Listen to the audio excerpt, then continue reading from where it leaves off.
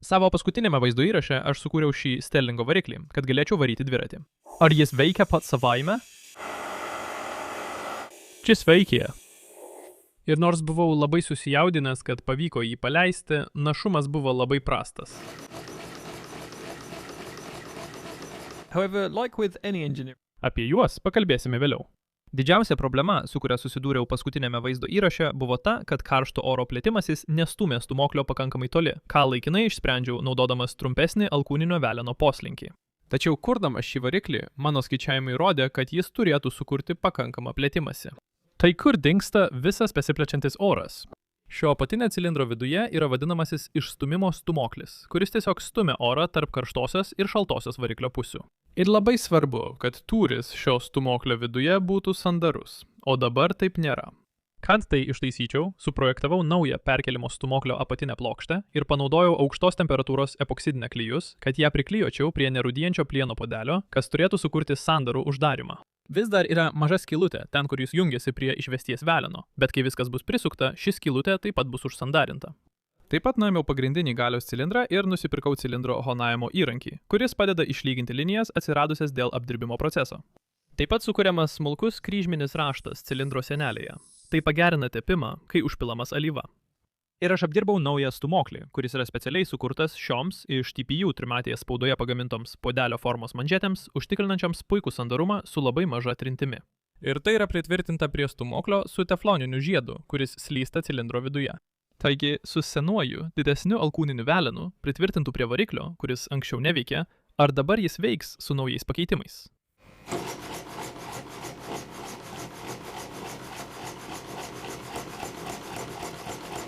Dabar jis ne tik veikia su numatytu išsiplėtimo kiekiu, bet ir didesnis alkūninio veleno poslinkis reiškia didesnį sukimo momentą, o taip pat jis sukasi didesnėmis apsukomis. Tačiau oro išsiplėtimas nėra vienintelis dalykas, kuris sukuria galią, nes mums taip pat reikia atvėsinant priversti orą susitraukti, o tai yra šios variklio pusės užduotis. Todėl čia yra oro aušinimo pelekai ir vandens aušinimo vamzdeliai. Tačiau vanduo aušina tik galinį variklio bloką, nes jis nuo šios dalies atskirtas maža tarpinė. Taigi, atliekant šiuos stacionarius bandymus, oro aušinama dalis sunkiai išlieka vėsi. Taigi, aš nuėmiau jį nuo variklio ir iš naujo apdirbau vandens aušinimo kanalus bloko apačioje, kurie tikriausiai neatvėsins viso bloko tolygiai, bet turėtų šiek tiek padėti. Be to, kai oras atvėsta, jis susitraukia ir variklio viduje susidaro vakuumas. Tačiau šios stūmoklio sandarinimo tarpinės veikia tik tada, kai slėgis daromas iš vienos pusės, nes tarpinė išsiplečia ir sandariai priglunda prie cilindro sienelių. Tačiau jei šioje pusėje yra vakuumas, oras tiesiog pratekės pro sandariklį. Todėl aš pakeičiau stūmoklį ir dabar naudoju dvi priešingomis kryptimis sumontuotas sandarinimo tarpinės, kurios turėtų užtikrinti sandarumą ir esant vakuumui. Šis dvigubo veikimo stūmoklio sandariklis taip pat palengvina variklio užvedimą, nes kai oras susitraukia ir sudaro vakuumą, stūmokliui nereikia kovoti su spaudimu, jis tiesiog traukiamas ir stumiamas į abi puses. Ir mes gavome papildomus 100 apsisukimų per minutę.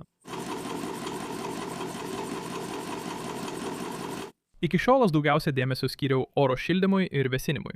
Tačiau būtinybė kiekvieną ciklą pašildyti orą, o tada perteklinę šilumą pašalinti per vandens aušinimą yra labai neefektyvi. Tačiau yra būdas pakartotinai panaudoti dalį šios šiluminės energijos naudojant regeneratorių. Dabar tai skamba daug sudėtingiau nei yra iš tikrųjų, nes regeneratorius yra tiesiog didelio paviršiaus ploto šilumai laidži medžiaga. Pavyzdžiui, smulkus plieninis tinklelis, kuris dedamas tarp karštosios ir šaltosios variklio pusių, o oras yra priverstas tekėti per jį. Taigi, kai karštas oras teka aplink perslinkimo stūmoklį, jis perduoda dalį savo šiluminės energijos tinkleliui, jį įkaitindamas, o tai taip pat šiek tiek atvėsina orą. Tada, kai oras visiškai atvėsta šaltojoje pusėje, jis vėl teka per regeneratoriaus tinklelį, kuris jį vėl įkaitina, nes oras vėl sugeria dalį anksčiau perduotos šiluminės energijos, taip pakartotinai panaudodamas šilumą, kurią kitu atveju būtų atidavęs aplinkos orui. Tai reiškia, kad reikia mažiau energijos orui įkaitinti ir mažiau šilumos turi būti pašalinta šaltojoje pusėje. Tradiciniuose varikliuose ši regeneratoriaus medžiaga būdavo nejudanti variklio cilindre. Tačiau aš noriu ją pritvirtinti prie išorinės poslinkio stūmoklio pusės, kas iš esmės atlieka tą pačią funkciją.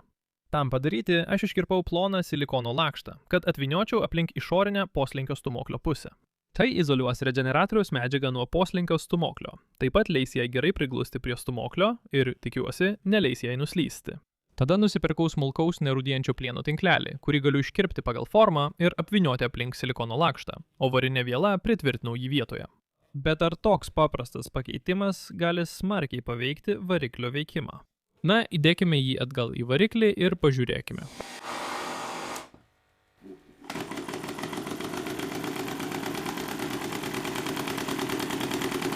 Dabar, kai variklis sukasi 588 apsisukimų per minutę greičiu, palyginti su ankstesniais 326 apsisukimais per minutę, mane stebina, kaip nedidelis nerūdijančio plieno tinklelio kiekis gali taip stipriai pagerinti veikimą.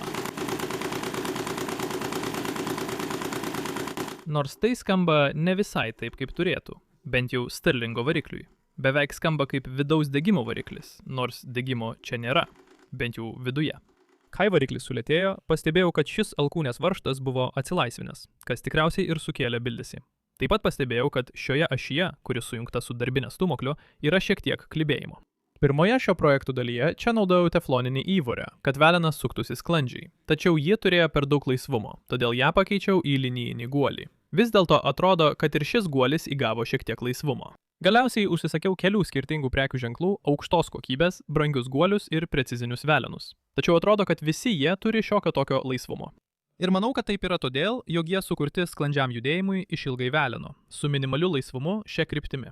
Tačiau man reikia labai mažo pasisukimo laisvumo, kurį paprastai išspręstum naudodamas 2 guolius kartu. Tačiau kadangi mano dabartinėje variklio konstrukcijoje tam nėra vietos, turiu pasigaminti savo linijinį guolį. Tam aš apdirbau mažą detalę su 4 sriegintomis skylėmis, prie kurių galiu pritvirtinti labai mažus rutulinius guolius.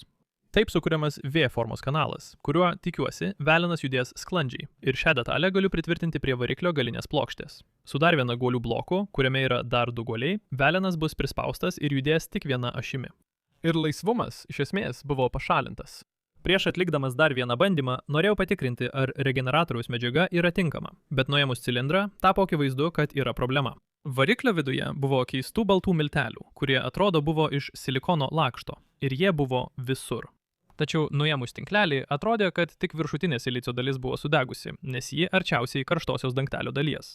Taigi, mano greitas ir paprastas sprendimas buvo tiesiog nupjauti šią sudegusią dalį ir patrumpinti regeneratorių.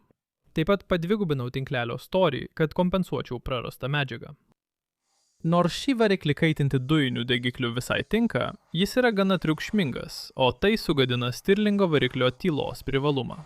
Todėl norėjau sukurti nuolatinį degiklį, kuris nebūtų toks triukšmingas. Mano idėja yra pagaminti didelio paviršiaus ploto radiatorių iš šios varinės skardos, nes ji perduos šilumą nuo ugnies į karštąją variklio pusę.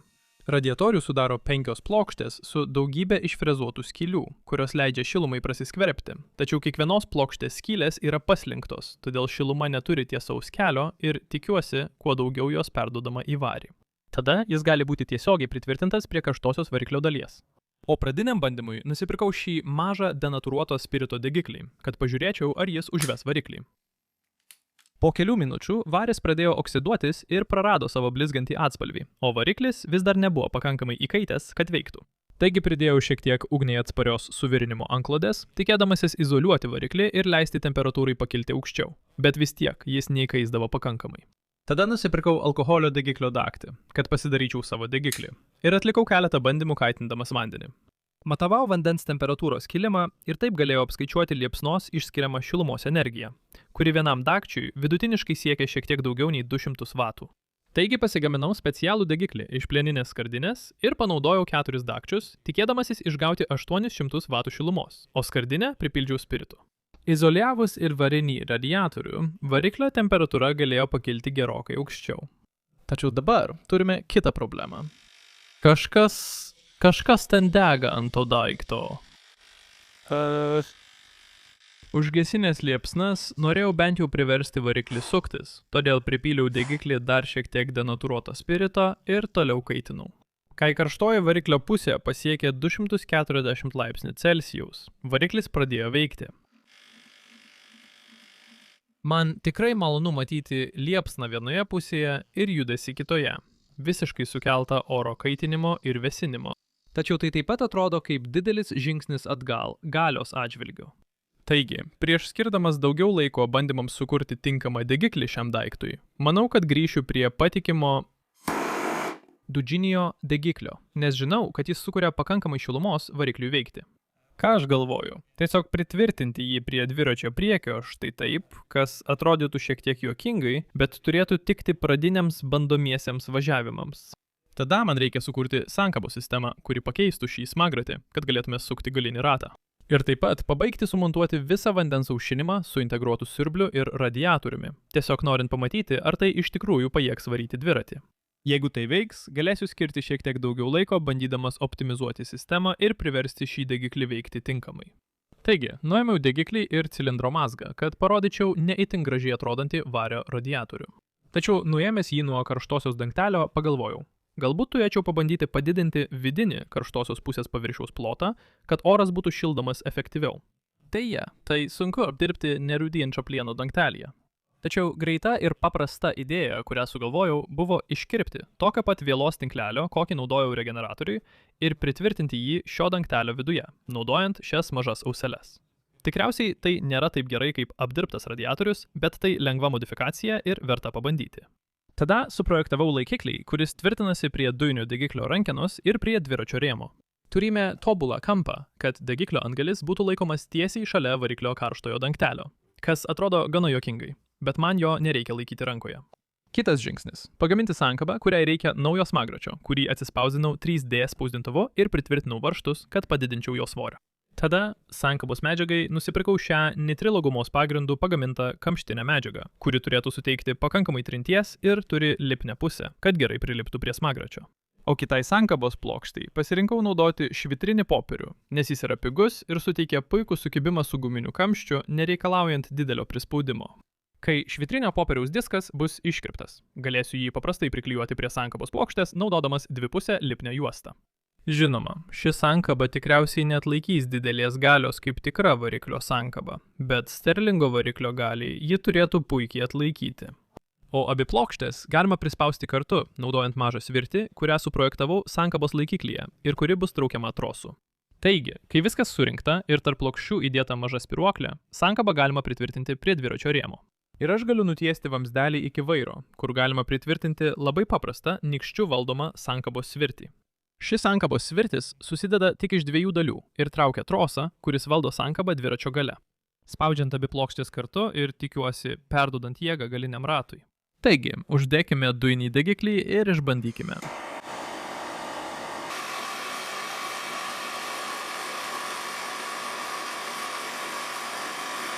Įjungus sankabą, galiu pasukti ratą, kad užkurčiau variklį.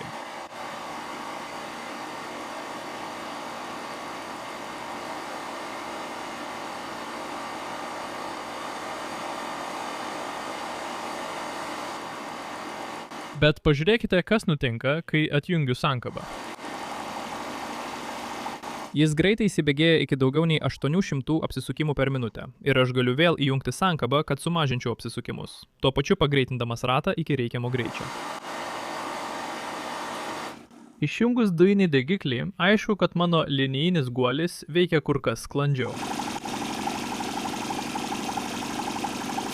O papildomas tinklelis, karšto dangtelio viduje, orą įkaitina daug greičiau, todėl atjungus sankabą, apsisukimų per minutę skaičius būna gerokai didesnis.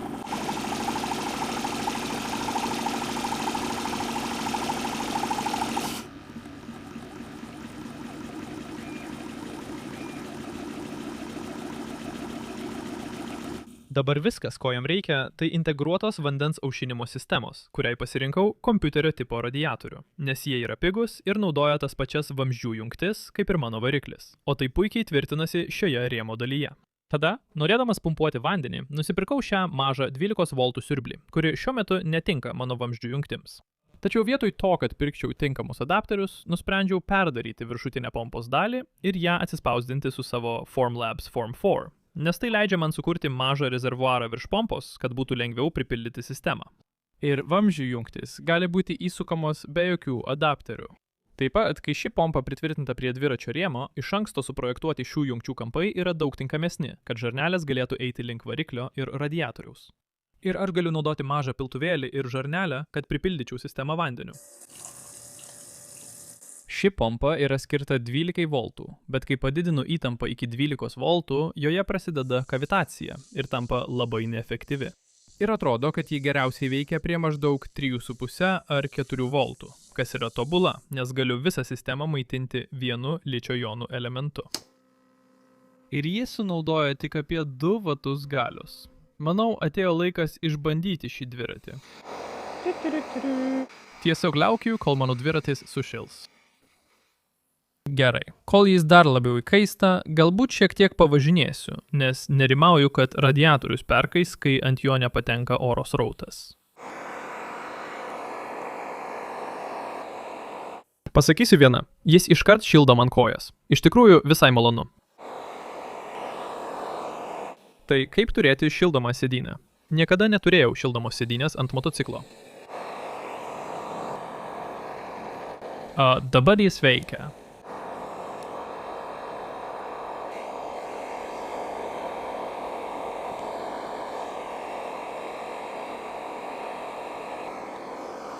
Manau, mums reikia čia pridėti kažkokį oro skydą, nes priekyje dar nepakankamai įkaista.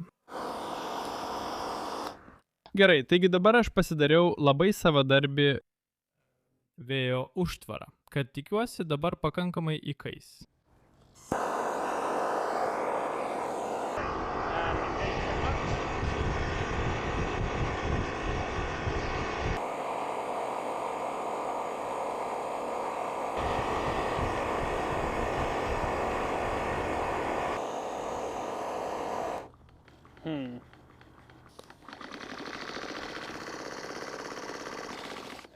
O, aš užgesinau variklį.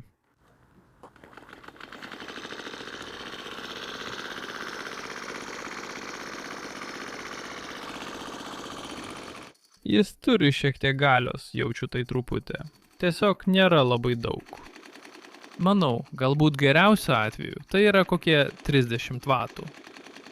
Bet žinai ką, jis veikia jau gana ilgai. Tada pagalvojau, kad jis galėtų veikti geriau didesniu greičiu, nes papildomas oro srautas padės atvėsinti radiatorių ir šaltąją variklio pusę, sukurs didesnį temperatūrų skirtumą ir galbūt leis varikliui veikti optimalesniu sūkių dažniu.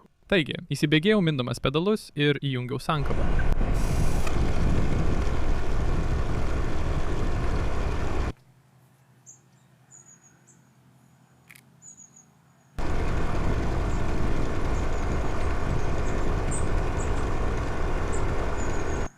Jis neminimas pedalais.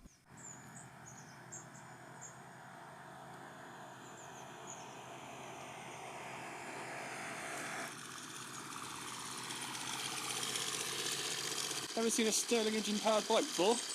Can't say I have. Labadiena, ponė. Labadiena.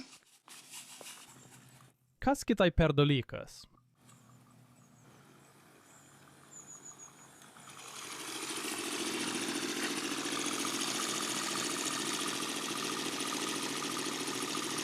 Jis tikrai geriau veikia didesniu greičiu. Nežinau, ar jis pasiekia galios diapazoną, ar efektyviausią sūkių dažnį, ar tiesiog vandens aušinimas geriau veikia didesniu greičiu. Vis dar nepakanka, kad būtų galima palaikyti pastovų greitį. Bet tai arti, labai arti. Tiesa? Taigi dabar atėjo Semo eilė važiuoti Stirling dviračiu.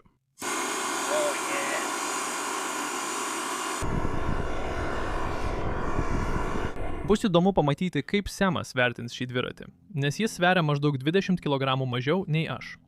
Taigi, nedidelė variklio pagalba jam gali padėti šiek tiek labiau nei man.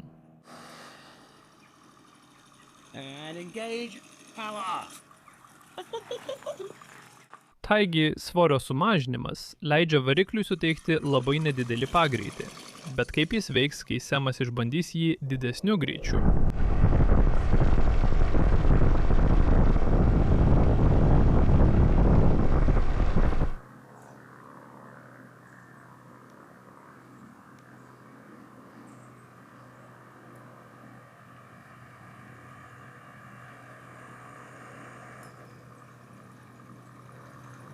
O, tai tikrai mane stumia į priekį.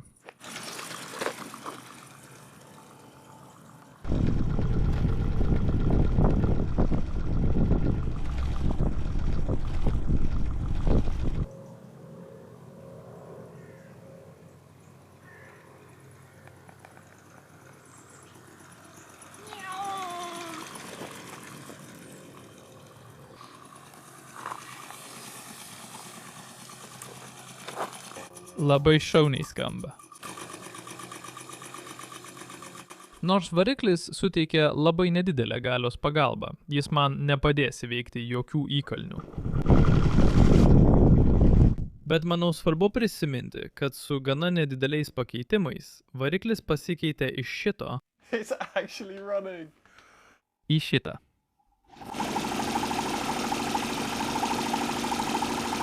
Ir manau, kad jis suksis daug greičiau, padidinus šilumos perdavimą variklio viduje, kas leistų naudoti geresnį skriemulių perdavimo santykį, kad būtų pasiektas didesnis sukimo momentas ir galbūt išlaikytas pastovus važiavimo greitis. Bet kol kas, labai ačiū, kad žiūrėjote.